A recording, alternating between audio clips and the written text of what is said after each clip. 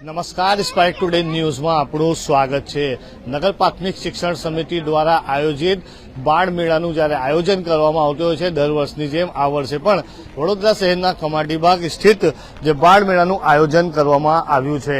આજે બાળ મેળાનું જ્યારે બીજો દિવસ છે ત્યારે તમે અમારા માધ્યમથી તમામ આ દ્રશ્યો જોઈ શકો છો કે વડોદરા શહેરમાં જે ટ્રાફિકને લઈને જે અવેરનેસ પ્રોગ્રામ પોલીસ દ્વારા કરવાનો છે તેને લઈને તેની સાથે સાથે જે સોમનાથ ગાથા છે તે સાથે ક્વીન ક્રિકેટ ટુર્નામેન્ટનું આયોજન એવા તમામ પ્રકારના જે સ્ટોલ છે તે અહીંયા લગાવવામાં આવ્યા છે।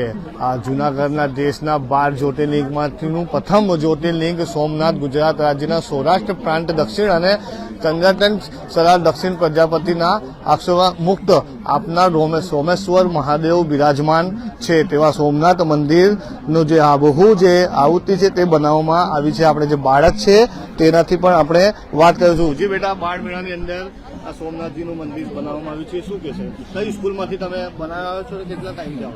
મારું નામ આયા છે, હું ધોરણ 7માં અભ્યાસ કરું છું અને અમારો આ પ્રોજેક્ટ કુબેરેશ્વર પ્રાથમિક માંજલપુર સવારની શાળાથી બનાવવામાં આવેલ છે અને આ પ્રોજેક્ટ બહુ મહેનતથી કરી છે। કેટલા દિવસ લાગ્યા બનાવવામાં? બનાવવામાં 25 દિવસ લાગ્યા છે અને હું આના વિશે આમ જણાવી દઉં કે આ જ્યોતિર્લિંગ 12 જ્યોતિર્લિંગમાંથી સૌથી શ્રેષ્ઠ જ્યોતિર્લિંગ માનવામાં આવે છે અને આ જ્યોતિર્લિંગના પાછળની કથા તમને જણાવું કે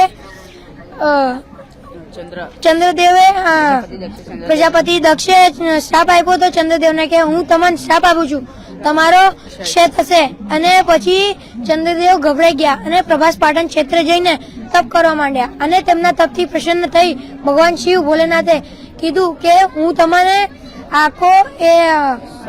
આખો શ્રાપ મુક્ત નહીં કરી શકું, પરંતુ તમારે અડધો કરી શકીશ।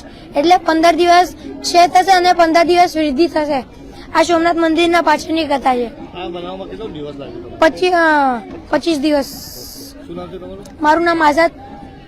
આઝાદભાઈ જે બાળક છે સ્કૂલના વિદ્યાર્થી તેઓ દ્વારા એટલે 25 દિવસની તેઓની મહેનત બાદ જે છે આ મંદિર જે સોમનાથનું બનાવવામાં આવ્યું છે।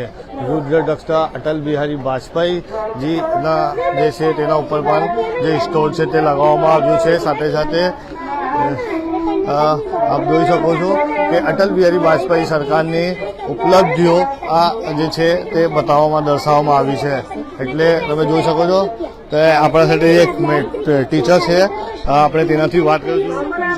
બાળ મેળાનું આયોજન કરવામાં આવ્યું છે, સ્ટોલ લગાવવામાં આવ્યું છે, શું દર્શાવવામાં આવ્યું છે? આપણા પૂર્વ વડાપ્રધાન અટલ બિહારી વાજપેયી વિશે બતાવવામાં આવ્યું છે। એમના મુખ્ય કાર્યો જે સ્વર્ણિમ ચતુર્ભુજ યોજના, મુખ્ય જે આજે ભારતને સશક્ત બનાવ્યું છે એવું પોખરણનું મોડેલ બતાવવામાં આવ્યું છે કે પોખરણ પરમાણુ ધડાકો કર્યા પછી આપણે કેટલા સક્ષમ છીએ, કોઈ પણ દેશ સાથે યુદ્ધ કરી શકીએ છીએ, પાછા પડતા નથી।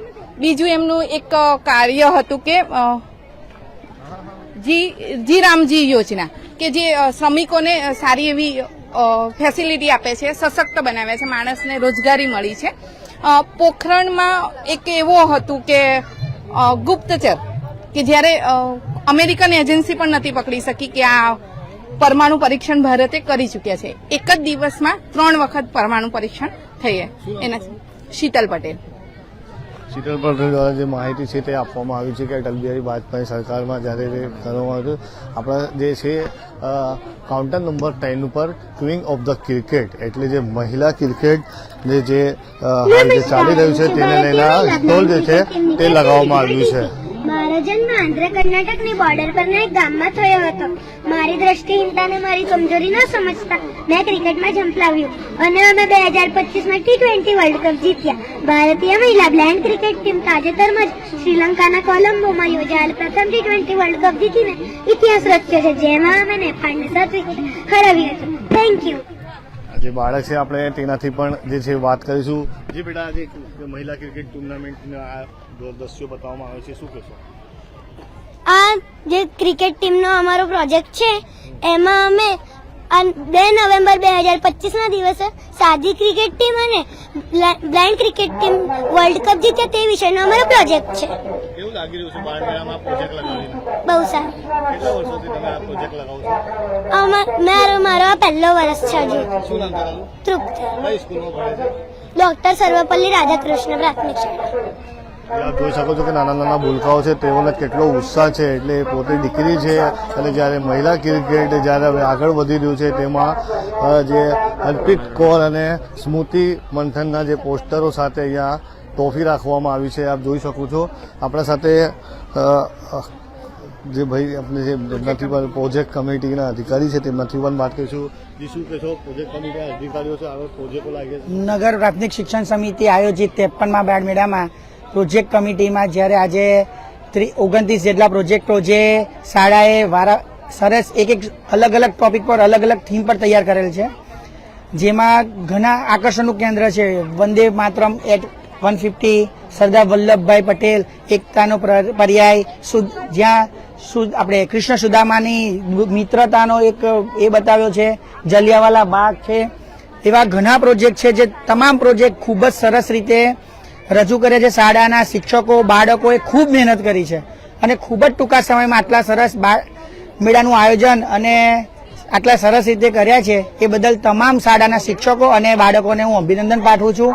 અને અમારી ટીમને જે ફોલોઅપ લઈને જે એક વસ્તુનું ધ્યાન આપીને પ્રોજેક્ટોમાં ધ્યાન આપ્યું છે તમામ ટીમને પણ હું અભિનંદન પાઠવું છું. તમામ ટીમને અભિનંદન પાઠવવામાં આવ્યા છે.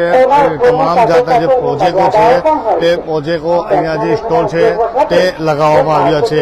એટલે વડોદરા શહેરના નગર પ્રાથમિક શિક્ષણ સમિતિ દ્વારા બાળકોને સાંઘિક વિકાસ અને શૈક્ષણિક સાથે સાંસ્કૃતિક પ્રોત્સાહન માટે કમાટી બાગ ખાતે ભવ્ય બાળ મેળાનું આયોજન દર વર્ષે કરવામાં આવતું હોય છે. તો આ વર્ષે પણ કરવામાં આવ્યું છે. બાળ મેળામાં શહેરની વિવિધ પ્રાથમિક શાળાઓ વિદ્યાર્થીઓ મોટી સંખ્યામાં ઉપસ્થિત રહ્યા છે અને આ કાર્યક્રમ દરમિયાન બાળકો માટે અનેક પ્રકારના સર્જનાત્મક અને જ્ઞાનવર્ધક પ્રવૃત્તિઓ યોજાઈ રહી છે. ચિત્રકળા હોય, હસ્તકલા હોય, વિજ્ઞાન પ્રદર્શન, રમતો, ગીત અને નૃત્ય જેવી સ્પર્ધાઓ દ્વારા વિદ્યાર્થીઓએ પોતાની પ્રતિભા રજૂ કરી છે.